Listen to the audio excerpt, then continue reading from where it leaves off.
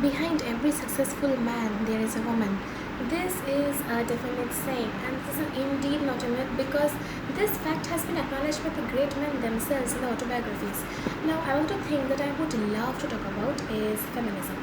I believe that everyone on this planet must be a feminist because feminism means complete equality between men and women. Now, for the uneducated mass who thinks that feminism is for the girls, no, absolutely it's not. It's not because, as I said earlier, feminism is about complete equality between men and women. That's the exact definition of feminism. So, everyone must be a feminist.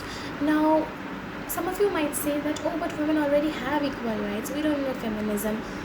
Well, do you call it equality when in a country like India, the character of a woman depends upon the length of her clothes or by the time she gets home?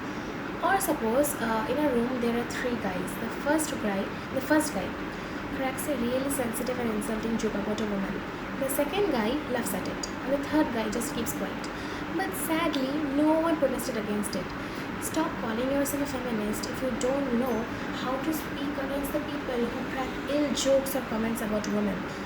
Now, as I said earlier, that behind every successful man there is a woman, I said that to specify those people who think that women are inferior to men, or the people who say these things like women are very soft and tender, they are very fragile, they are physiologically also very weak, so they are basically inferior to men. These are some stupid stuff said by misogynists to control women because only a misogynist knows that how much a female can rise. That's why a misogynist says these stupid stuffs to suppress women. Now, if you think that women already have equal rights, then think about the situation during the Taliban attack on Afghanistan, where the women were not even allowed to breathe. Like, think about a situation where women are not even allowed to breathe properly. They were banned from schools and even hospitals. Like, even with their purda or their burqa on, they were not even allowed to look at people because if they even talked or look at anyone, the Taliban would beat the hell out of them. Is this what you call equality? Because no man in Afghanistan suffered from any of this. It were always the girls, the women who suffered from these effects. Now, another example. This example doesn't relate to everyone. Most of the household cases, if you see, you must have observed that when a guest arrives or any time, it's always the women who work in the kitchen and the men just sit in the living room, sipping their hot cup of tea, enjoying each other's company. Like, this is complete misogyny because, bro, cooking, cleaning, washing, these are all basic human chores. Like, everyone must learn to do it. Like, these are not gender biased. Cooking, cleaning, washing, these are not at all gender biased. Gender has nothing to do with all this. So the dumb people who say these things like you are a woman, you belong to the kitchen, or you are a girl, start learning to cook or clean. Okay, like, they're probably out of their mind because these are like basic things. Okay, these are basic things that every human must learn for the future.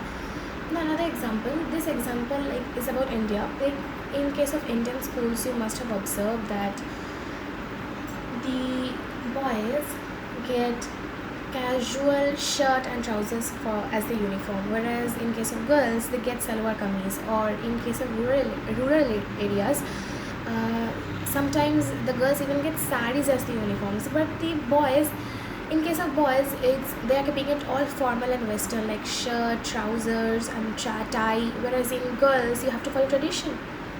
In case of men, where are the tradition? Why aren't they wearing a kurta and a dhoti? This is not tradition. This is patriarchy. Because in case of a girl, you are keeping it traditional, while in case of a boy, you are keeping it western or formal. I don't call it tradition at all. I call it misogyny. Now, let's move to a more sensitive example. When a girl gets molested or raped or harassed, the first questions that arise are, what was she wearing? Why did she go out at that time? Who even dared her to go there anyways? That place was unsafe. That girl must have done something. Instead of getting hold of the men immediately who did these crimes, you are blaming it on the victim. You're questioning the literal victim, the innocent girls who did nothing. The length of a girl's cloth has nothing to do with her character, or by the time she returns home, the time she goes out at night, whatever she is doing, that doesn't depend anything on her character. Everything that depends on is the mindset. Just think about that, how lustful and uncontrollable the mind of a man can be. So he is going around committing these vulnerable and sinful crimes. Like, molestation and rapes is also happening to infants and corpses, then whom are you going to blame it then? Is it the girl's clothing? No, never. It's always about the men's mindset. You should always blame it on the men when there are cases like this. These are some proofs that misogyny, this is still predominant in the air, and feminism is the only way to kill it. We still need feminism. Bring an end to patriarchy and promote feminism as much as you can. Thank you.